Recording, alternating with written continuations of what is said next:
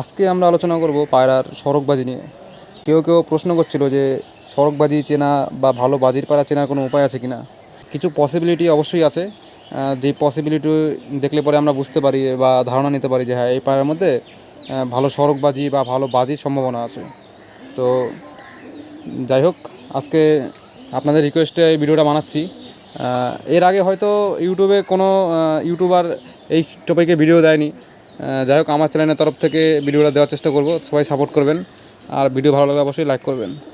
প্রথমেই যে জিনিসটা সেটা হচ্ছে গিয়ে সড়কবাজি বলতে পায়রা উড়ার সময় হঠাৎ করে দেখবেন 4-5 হাত উপরের দিকে উঠে বাজি দিচ্ছে, তো সেটাকে বলে সড়কবাজি।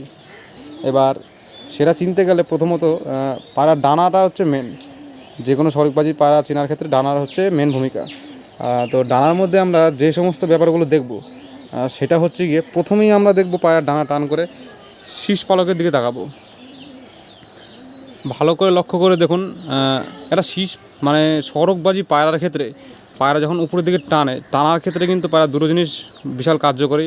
সেটা হচ্ছে শীষ পালকগুলো বা বগলের পালক। কোনো পায়রা শীষ পালকের জোরে উপরের দিকে ওঠে, কোনো পায়রা বগলের জোরে উপরের দিকে ওঠে। তো আমরা আজকে আলোচনা করব শীষ পালকের জোরে যে পায়রাগুলো সড়ক টানে খেলে। প্রথমেই দেখবেন যেই পায়রার ক্ষেত্রে এরকম 3টে বা 4টে শীষ পালক যদি একসাথে লম্বা লম্বা থাকে তাহলে কিন্তু সেই পায়রা সড়কবাজি দেয়। কারণ 3টে বা 4টে শীষ পালক যদি একসাথে লম্বা লম্বা থাকে তাহলে পায়রা টানে ভালো উপরের দিকে 4-5 হাত টেনে উঠে যাবে। এই উপরে পালকগুলো যতটা লম্বা লম্বা থাকবে, 3টে বা 4টে হলে তো খুব ভালো। 4টে, এই পায়রার দেখুন অনেকটা 4টে পালক মোটামুটি একসাথে লম্বায় আছে, দেখুন অনেকটা লম্বায় আছে। তো এই জিনিসটা লক্ষ্য রাখবেন। আর একটা জিনিস দেখতে হবে, সেটা হচ্ছে গিয়ে সব কটা পালক, আগার যে কটা পালক আছে, এই 4টে পালক বা 3টে পালক একসাথে যেন থাকে। যে দেখুন এই পায়রাটার একসাথে আছে, দেখুন 10 নম্বর পালকটা ভিতর দিকে ঢুকে গেছে। এই জিনিসটা অবশ্যই খেয়াল করবেন। আর সাইড থেকে দেখলে দেখবেন একদম চ্যাপটা, এই জায়গাটা একদম চ্যাপটা থাকাটা খুব দরকার। আর এই যে আগা, এইভাবে ধরে দেখবেন কতটা নমনীয়। এই আগাটা যতটা নমনীয় হবে পায়রার কিন্তু শীষে বাজি তত ভালো হবে, পায়রার সাউন্ড হবে, তুরির মতো আওয়াজ করবে, ফিনিশিং ভালো হবে। আর একটা ব্যাপার, যে কোনো সড়কবাজির ক্ষেত্রে কিন্তু আরেকটা জিনিস যেটা ভূমিকা পালন করে সেটা হচ্ছে কি, সবসময় দেখবেন কোমর চিকন থাকবে। এখানটা কোমর চিকন থাকবে, উপরে যাই থাকুক না কেন, উপরে বন্ধ থাকুক বা খোলা থাকুক কোনো ব্যাপার না, কিন্তু কোমরের এইখানটা চিকন দরকার। কোমর এখানে চিকন দরকার, আর সামনের ছাতিটা হবে চওড়া। এটা কিন্তু সড়কবাজির পায়রার ক্ষেত্রে অবশ্যই থাকবে। আর একটা জিনিস দেখবেন, কোমর ভাঙা ব্যাপারটা, হ্যাঁ, ভাঁজ খাওয়া কোমর। তো ভাঁজ খাওয়া কোমর ব্যাপারটা বুঝিয়ে দিই। সেটা হচ্ছে কি, যখন কোমরটার এখানে খাদ হয়ে যাবে, দেখুন খাদ, এখানে মাংস মানে খাদ হয়ে গেছে, দেখুন এখানে এরকম ভি শেপ হয়ে গেছে, দেখুন ভি শেপ হয়ে গেছে, খাদ হয়ে গেছে। তো এরকম খাদ হলে কিন্তু সেটা সড়কবাজির মধ্যে বিশাল একটা কার্যকরী একটা ব্যাপার, ঠিক আছে।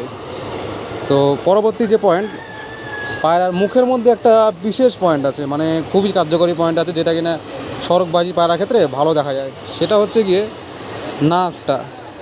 পায়রা নাকের মধ্যে লুকিয়ে আছে সড়কবাজির বিশাল রহস্য।